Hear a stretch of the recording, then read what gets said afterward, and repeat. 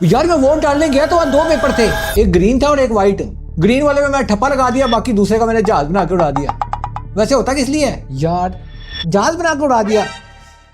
उठा ले रे देवा। जो व्हाइट वाला पेपर था ना, वो एमएनए को सिलेक्ट करने के लिए था, इलेक्ट करने के लिए, और जो एमपीए को सिलेक्ट करने के लिए था वो था ग्रीन पेपर। दोनों पे ठप्पे लगाने होते हैं। भारी मिस्टेक हो गया सर। जब भी आप वोट देते हैं ना, आप दो बंदों को सिलेक्ट करते हैं, एक होता है एमएनए और एक होता है एमपीए।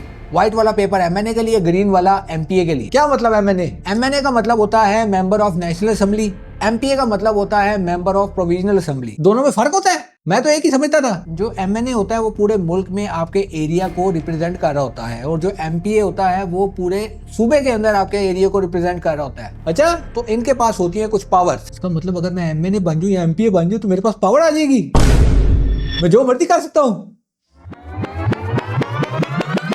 इस मुल्क ਦੇ ਵਿੱਚ नया कानून बनाया जा रहा है, ਜਿਹੜਾ ਜਿਹੜਾ ਮੁੰਡਾ ਕੁਆਰਾ ਬੈਠਾ ਹੈ ਉਹਦਾ ਫੜ ਕੇ ਵਿਆਹ ਕਰਾਓ। मैं ਇੱਥੇ ਦਾ एमपीए हाँ, कंट्रोल मेरे हाथ च है।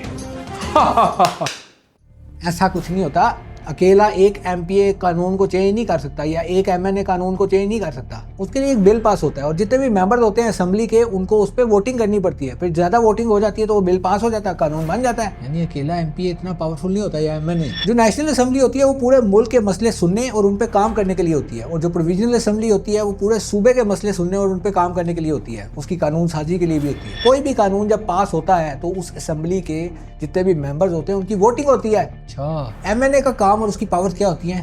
नेशनल जो लॉज होते हैं ना, उनको बनाना वोटिंग के थ्रू। फिर उसके बाद पाकिस्तान का फेडरल बजट पास करना, उसमें भी उसकी राय ली जाती है। फिर नेशनल इश्यूज जैसे कि डिफेंस, फॉरेन अफेयर्स, इकोनॉमी, इस पे भी उसकी राय ली जाती है। फिर प्राइम मिनिस्टर को इलेक्ट करना और पूरे मुल्क की पॉलिसीज पर काम करना, ये होता है एमएनए का काम। अच्छा सही। एमपीए का काम होता है प्रोविंस के मसले हल करना, सूबे के जो भी मसले हैं जैसे कि स्कूल, हॉस्पिटल, रोड्स वगैरह जो भी पूरे सूबे को कनेक्ट कर रही होती है, उन पे काम करना। फिर इसके अलावा प्रोविंशियल लॉज बनाना, प्रोविंशियल बजट अप्रूव करना। फिर इसके अलावा लोकल इश्यूज को असेंबली में उठाना। फिर कमेटी से सवाल जवाब करना, यानी जो भी मिनिस्टर वगैरह लगे हुए हैं उनसे सवाल जवाब ये कर सकता है। सही यार, ये मुझे नहीं पता था, मैं तो पहली बार वोट डालने गया था। तो ये होता है डिफरेंस। मैं किसी ने पढ़ाया नहीं। आप में से किस किस को ये पहले से पता था? कमेंट्स में बताइएगा। तो मैंने बता दिया ना, जिसने नहीं पढ़ा हुआ ना ये चीजें सारी पढ़ाऊंगा। फॉलो कर लो, फॉलो देख लो भाई। नहीं कल मिलते हैं अगली वीडियो में।